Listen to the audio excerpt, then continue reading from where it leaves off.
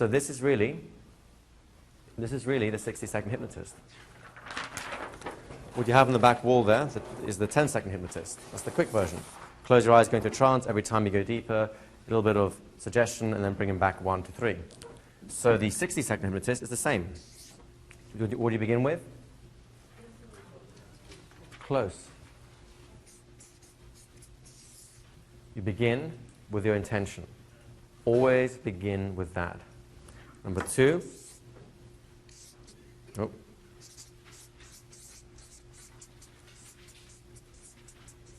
Number 2, close your eyes.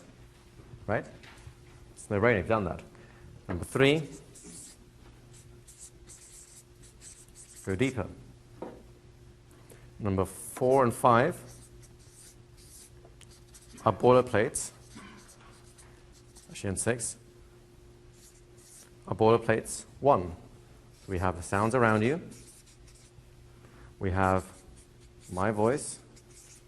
And we have safety or sanctuary, depending on how you want to call it. Right? Now we come to the bit, which is that's the bit they're paying you for, which is you do the work.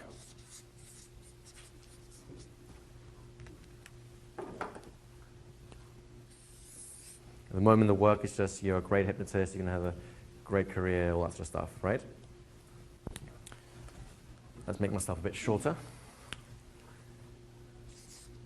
Then we come onto boilerplates 2, which are basically the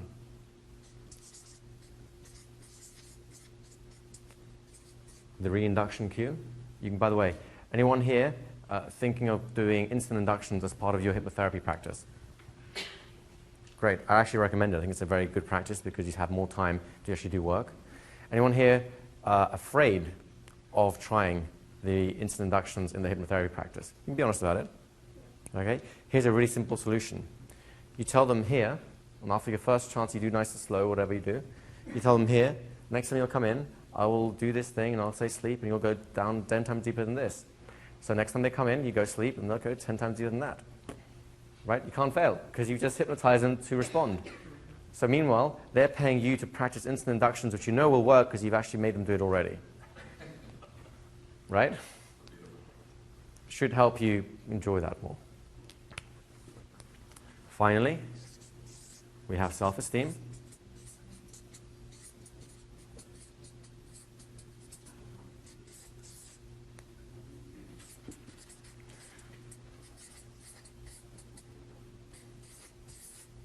Oh.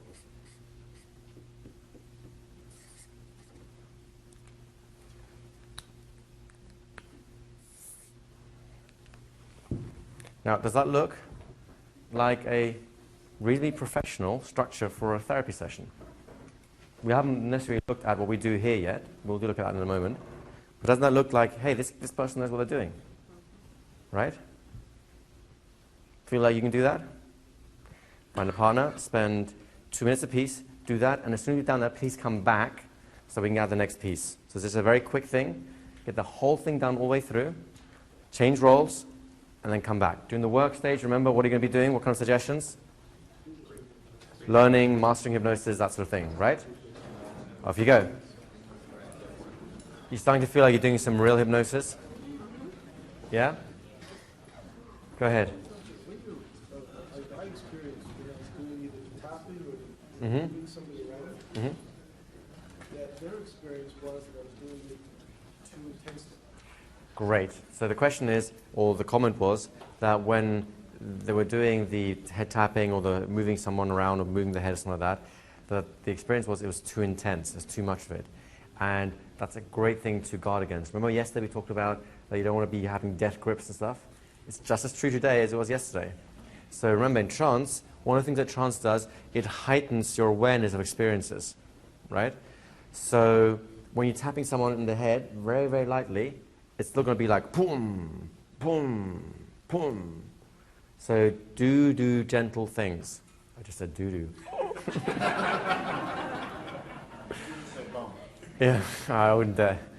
My mother would call me up and say, "What are you doing?" So yes, remember your experiences when you're the subject. That's roughly how other people experience it as well. So if you like the gentle touches, oh, that's good, then use it like that. right? If you're the kind that likes the rough stuff, then do the easier one anyway. So do. I'm just gonna go to lunch. I'll see you guys after. But yeah, allow yourself to use a gentler touch, because that's going to enhance the thing. You don't have to have a death grip on what you're doing. So thank you for that comment. That's great. Go ahead in the back. Just an observation. I'm noticing that all the things I'm doing because I'm nervous, I'm sure of myself, if I pause because I'm say, if I see someone crack a smile, my initial reaction is, oh no. But then I realized earlier this morning that just like the sounds in the room outside distraction, I can use my own behavior or lack thereof to deepen it. And I was pausing a lot in this last one because I couldn't think of what to say next. And afterward, you told me the pauses actually helped me to deepen. Thank you. And I realized I didn't even call attention to that. This is great. This is great. I'm seriously. This is important. One of the biggest mistakes that hypnotists make is we don't know when to shut up. I'll come to in a second if I may. So just a couple of things from what you said. Number one, this is for you as much as it's for them. When you're in H+, when your attention is so focused on them that they're going to be hypnotized and something wonderful is going to happen, you have no room left for other things. Now, it's not an uncommon event that when I'm hypnotizing someone, I kind of lose my thread of what I want to do, and I'll just look at them for a while, because I'm in kind of in trance. You may have noticed this, I tend to rock when I'm in trance. It's just I don't know, my conscious likes it.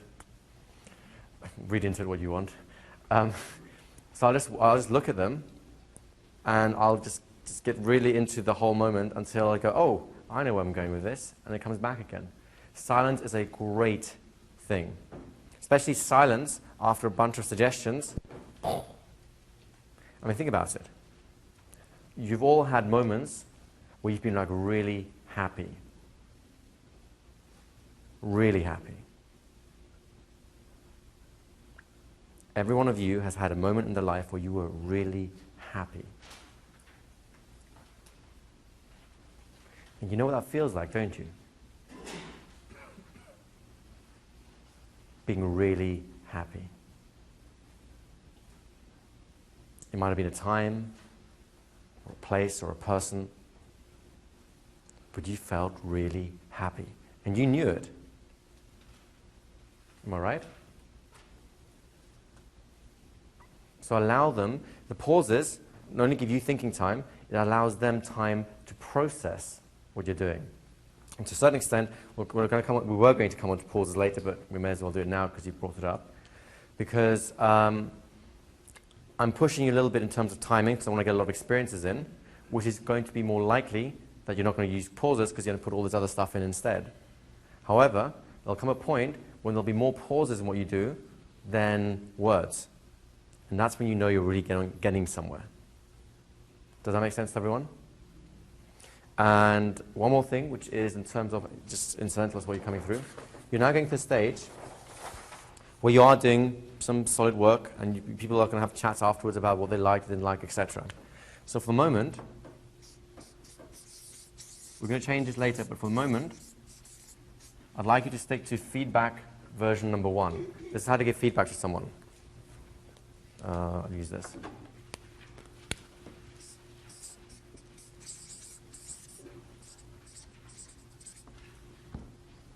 That's it.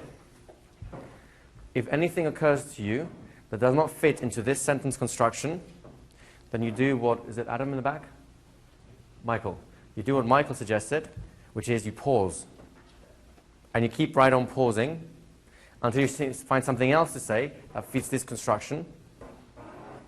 I like, or I liked. I liked the way you used your voice. I liked how you paused at that point there. I liked how you used that shoulder touch. It felt great.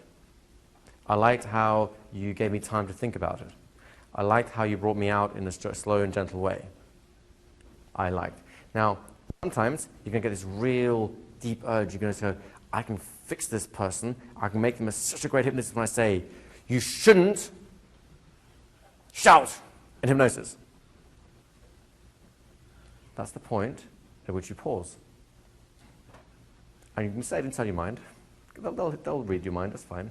They can hear you psychically. And as soon as you've paused, you think, oh, I remember, I really liked how you made that suggestion about me being a great hypnotist. That was great. Does that make sense? Feedback number 1. I'm going to challenge all of you, or encourage the others, to stick to that for the rest of the day and the beginning of tomorrow until we move on to the second type of feedback. Is that cool with you guys? Yeah? Beautiful. So any other points or experiences you guys have had? Or questions? Go ahead. Yeah, I had a very interesting experience. So, I don't know about anyone else, but I noticed it seemed like it was easy to go in trance, and I didn't realize I was there until I was being counted up. It was like, oh, I think I was kind of out. you guys are great. You guys are great. Like, I couldn't pay you guys to create segues that were as smooth as this.